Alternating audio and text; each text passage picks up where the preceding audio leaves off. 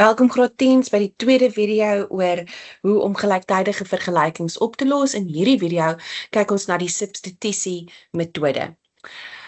Wanneer ek gelyktydige vergelykings moet oplos, is die vraag altyd om meer as een veranderlike op te los en daarom moet meer as een vergelyking vir jou gegee word. In graad 10 vlak is dit gewoonlik dat hulle vir jou vra om 2 veranderlikes op te los en hulle gee vir jou 2 vergelykings. Maar dit kan ook waar wees dat meer as 2 veranderlikes opgelos moet word en dus gaan hulle meer as 2 vergelykings vir jou moet gee. In hierdie video kyk ons spesifiek na substitusie. Reg, so die vraag is los op vir x en y, die metode wat ons gaan gebruik is substitusie. Reg, nou wat gebeur wanneer ek moet substitute? Ek sê soms altyd substitute in Engels, want julle ken bietjie meer daardie woord. Substitute beteken vervang. Gewoonlik as hulle rugby speel en hulle sê dis nou tyd vir die subs om op te kom, dan beteken dit die wat langs die kant sit, gaan die wat op die veld is vervang. So hierdie hele metode is gebou rondom die een veranderlike word vervang met iets anders. Reg, so wat is my stappe? Ons moet seker maak dat een van die 2 vergelykings so geskryf kan word, dat een van die veranderlikes die onderwerp van die vergelyking kan wees. Reg, nou wat beteken die onderwerp? X gelyk aan 'n uitdrukking, of y gelyk aan 'n uitdrukking. Ek gee vir X of y 'n identiteit, deur hom gelyk te stel aan 'n uitdrukking. Reg, so ek gaan nou sommer in hierdie geval, ons begin met 'n baie maklike een. In hierdie geval is dit baie maklik om te sien dat die eerste vergelyking, as ek hom bietjie anders sou skryf, sou ek dadelik kon sê X kon die onderwerp gemaak word deur eenvoudig my y positief te gaan maak aan die regterkant van die vergelyking. So x is gelyk aan y plus 8, as ek die eerste vergelyking sou verander. Ek noem hom nou sommer vergelyking 1, want ek het hom net 'n bietjie geskommel dat die x die onderwerp is. En hier is my tweede vergelyking. Nou het ek vir x die onderwerp gemaak. Ek weet x is gelyk aan y plus 8. En wat nou gebeur is, ek gaan vervang x in my tweede vergelyking met dit waaraan x gelyk is. En dit is die stap van substitusie. So my tweede vergelyking lyk nou soos volg. 2x beteken 2 maal x. So 2 moet gemaal word met dit waaraan x gelyk is. En die res van my vergelyking bly dieselfde. En nou sien jy ek het 'n vergelyking waar ek x vervang het met y plus 8. En daarom het ek nou 'n eenvoudige vergelyking waar ek net eenvoudig vir y kan oplos. Ek het een veranderlike in hierdie vergelyking. En dis wat ek nodig het om 'n vergelyking op te los.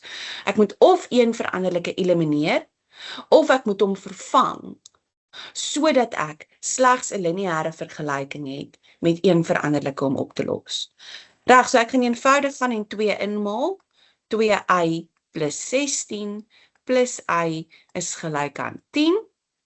En ek los vir y op. 3y is gelyk aan 10 min 16 wat negatief 6 is, en daarom is y gelyk aan negatief 2. En nou het ek een van die veranderlikes afsonderlik opgelos. Die laaste stap is presies dieselfde as in eliminasie. Ek gebruik hierdie veranderlike se waarde wat ek nou opgelos het. En ek sê ek stel y wat gelyk is aan min 2 in vergelyking nommer 1. Jy kan dit natuurlik ook in vergelyking nommer 2 stel. Reg, so ek sê x min. Nou moet jy pas op, want hier staan min, en wat moet ek aftrek? Ek moet y se waarde aftrek, en y se waarde is negatief 2. So pas op vir daai min. Reg, want min raak eintlik x plus 2, wat 8 is, en x is dan gelyk aan 8 min 2, wat 6 is. En dis het ek nou vir x bepaal as 6 en vir y bepaal as negatief 2. deur eers een van die vergelykings te kies, om een van die veranderlikes die onderwerp te maak en daarna te gaan vervang met waaraan daardie veranderlike gelyk is in my ander vergelyking. Reg, kom ons kyk nou nog 'n voorbeeld. Weereens substitusie. En hierdie ene moet ek nou mooi kyk. 7x plus 3, min 3y is gelyk aan 41. Ek gaan bietjie moeilik hier vir x of y die onderwerp maak, want ek gaan nie net eenvoudig kan skuif na verskillende kante van die vergelyking toe nie. Ek noem hom vergelyking 1. Maar as ek kyk na vergelyking 2, lyk dit vir my as ek kan sê 3x min 17 het ek die waarde van positief y. En daar het ek nou die eerste stap sommer gedoen, deur vir y die onderwerp te maak van die tweede vergelyking. Reg, ek het hom die onderwerp gemaak, so ek weet waaraan y gelyk is. En wat doen ek nou? Ek vervang vir y in my eerste vergelyking met waaraan y gelyk is. Reg, so wat jy eintlik doen is, jy kan dit in woorde skryf, ek stel vergelyking 2 in vergelyking 1. Ek vervang. So ek sê 7x min 3, min 3y beteken min 3 maal y, so min 3 moet gemaal word met dit waaraan y gelyk is. En ek stel dit gelyk aan 41. En hier het ek nou 'n vergelyking net met x om op te los. So ek sê 7x min 9y positief 51 gelyk aan 41. Reg, 7x min 9x gee vir my min 2x. 41 min 51 gee vir my negatief 10. En x is dus gelyk aan, as ek deel met negatief 2, positief 5. Daar het ek nou die vergelykings in mekaar vervang. Ek het een veranderlike afsonderlik opgelos. En nou is ek by die stap waar ek kan sê, ek stel x wat gelyk is aan 5 in een van my oorspronklike vergelykings. Ek gaan nou hom in vergelyking 2 stel. Dit lyk vir my die maklikste, want 3 keer x se waarde min y moet gelyk wees aan 17. Het ek 'n 15, ek gaan trek hom af by 17 en ek land met negatief 2 aan my regterkant. Y is dus gelyk aan positief 2.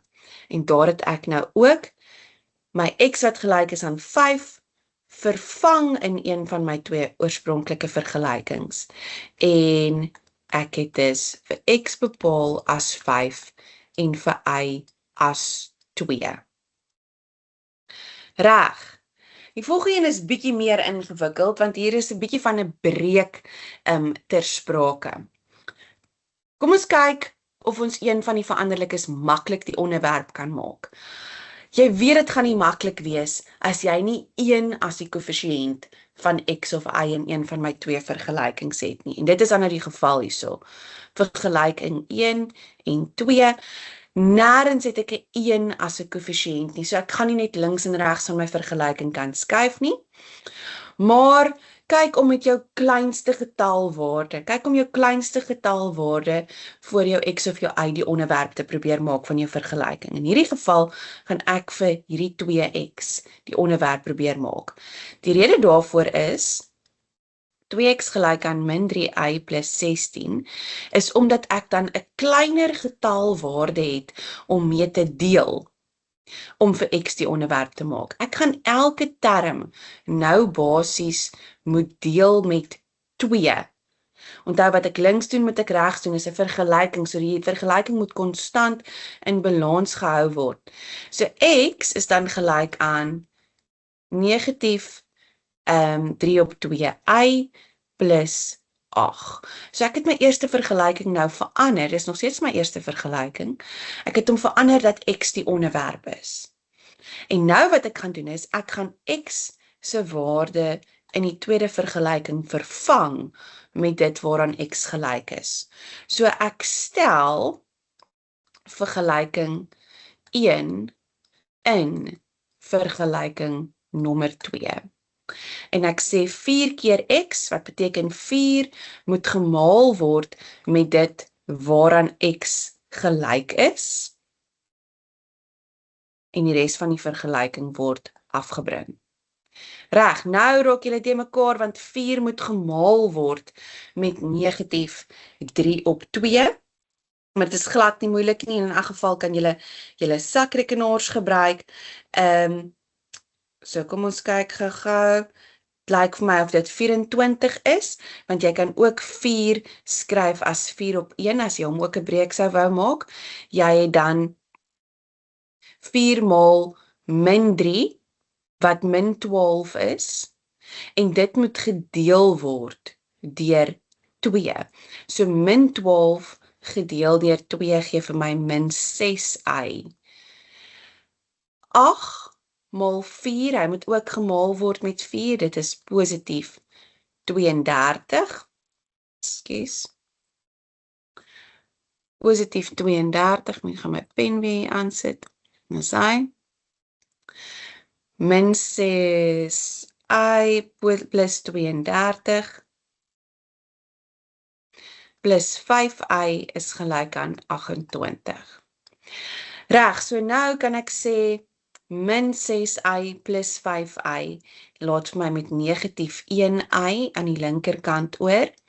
En 28 min 32 is min 4. Y is dus gelyk aan positief 4 as ek beide kante deel met 'n minus. So ek het nou ook ingestel en een veranderlike afsonderlik opgelos. Daarna sê ek stel y wat gelyk is aan 4 in vergelyking 1 byvoorbeeld. En ek sê 2x plus 3 keer y se waarde is gelyk aan 16. 3 maal 4 is 12, ek trek dit af by 16, en ek land met 4 regs.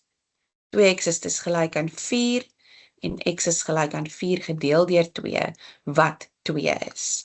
En dis het ek vir x opgelos as 2, en vir y as 4.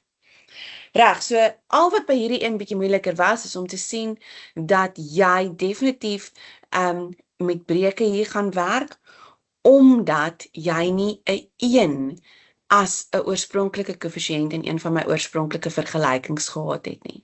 So ek kies altyd om die veranderlike met die kleinste koëffisiënt die onderwerp van my vergelyking te maak, want dit gee vir my 'n kans om met kleiner getalle heel moontlik te kan werk.